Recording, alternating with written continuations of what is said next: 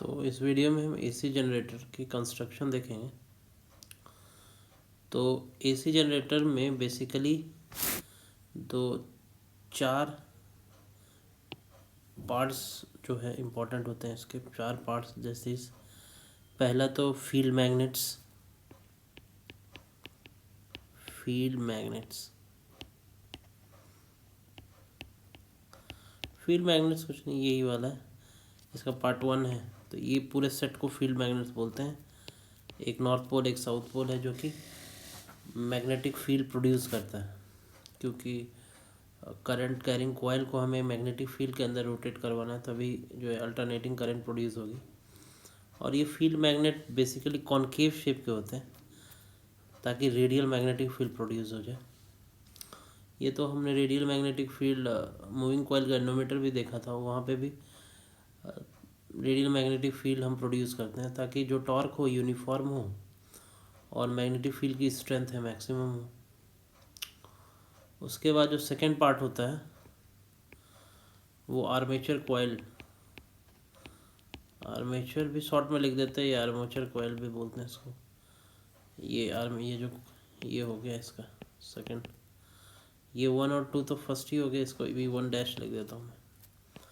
ये सेकंड हो गया आर्मेचर कॉइल, जो कि रोटेटिंग कॉइल होता है और इसमें n नंबर ऑफ टर्न्स होते हैं। एक टर्न नहीं होता, एक से ज़्यादा होते हैं terms, n number of terms. और ये एक्सेल के मदद से जो रोटेट करवाया जाता है मैग्नेटिक फील्ड के अंदर। आर्मेचर कॉइल को हम जनरली आयरन कोर के ऊपर वाउंड कर देते हैं, जैसे मूविंग कॉइल गैल्वेनोमीटर में करते थे, ताकि जो है आयरन की वजह से जो है मैग्नेटिक फील्ड स्ट्रेंथ कॉइल के अंदर ज़्यादा है, क्योंकि फेरोमैग्नेटिक मटेरियल हो।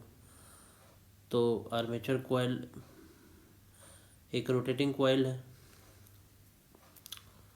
थर्ड जो होता है इसमें slip ring. Slip ring actually क्या होता है, जैसे हमें ये रोटेट कर रहा है, ये जो कॉइल है आर्मेचर जब रोटेट कर रहा होता है तो डायरेक्टली हम आर्मेचर को इसमें कनेक्ट नहीं कर सकते। डायरेक्टली अगर कनेक्ट कर दिए तो ये तो मुड़ जाएगा। फिर जब ये घूमेगा, ये कॉइल क्या होगा, जब रोटेट करेगा तो मुड़ जाएगा ना इसके अंदर।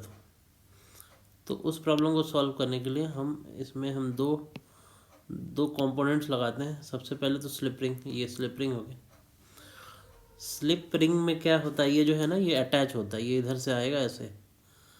जैसे अगर हम यहाँ देखें तो ये बेसिकली इसके अंदर, ये जैसे इसके अंदर गया और ऐसे ऐसे अटैच्ड होगा। ये जैसे इसके अंदर आया, जहाँ पे भी ऐसे ये अटैच्ड होगा।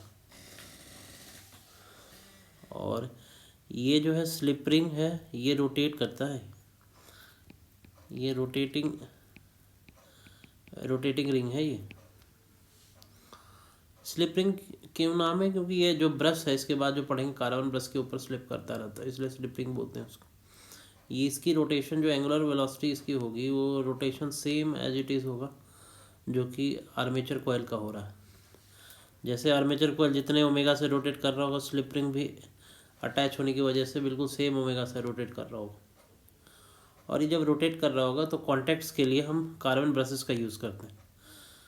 Carbon brushes basically graphite material से बना होता है और ये हार्ड ब्रशेस होते हैं और काफ़ी हीट भी प्रोड्यूस होगी कंटिन्यूसली इसके कांटेक्ट में रहेगा। तो ऐसे मटेरियल को हमें चूज़ करना है जो मेल्ट ना हो जाए, जो हार्ड रहे थोड़ा। तो ग्रेफाइट यानी कार्बन ब्रशेस जब हम यूज़ करते हैं तो उसके लिए सूटेबल होते हैं।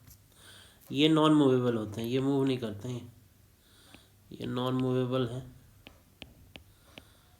और जो जस्ट टच इसलिए किए जाते हैं कि जब जब ये से करंट प्रोड्यूस हुई, जैसे कैसे भी एग्जांपल ले लेते हैं, करंट ऐसे आ रही है, मान लो करंट ऐसे आई, तो फिर स्लिप रिंग को होते हुए हम कार्बन, और कंडक्टर भी होना चाहिए, तो ग्रेफाइट कंडक्टर है, तो इसलिए इसमें होते हुए इसके थ्रू करंट ऐसे जाएगी। फिर यहाँ पे हम कुछ भी, यहाँ पे हम लोड लगाएंगे, लोड से करंट पास होते हुए फिर इसमें ऐसे जाके एक पूरे कॉइल एक लूप फॉर्म करेगी। तो कलेक्ट करने के लिए, एक तरह से करंट को कलेक्ट करने के लिए आर्मेचर से या स्लिप रिंग के थ्रू हम कलेक्ट करते हैं कार्बन ब्रशेस से। और ये फिर उसके बाद दो ऑक्सिलरी कंपोनेंट्स भी होते हैं, एक्सेल और ये स्प्रिंग। तो एक्सेल का काम क्या है, यहाँ पे मैं लिख देता हूँ पहले। तो यहाँ पे फोर्थ जो कंपोनेंट है वो है कार्बन ब्रशेस। कार्बन ब्रशेस ये दोनों बेसिकली यूज़ किए जाते हैं हमें, ये कलेक्ट करते हैं, जो कि करंट को कलेक्ट करते हैं, यही दोनों। मतलब एक सेट यूज़ किया जाता है जिस प्रॉब्लम को सॉल्व करने के लिए, ताकि मुड़ ना जाए, क्योंकि डायरेक्ट हम जो है कलेक्ट नहीं कर सकते करंट को।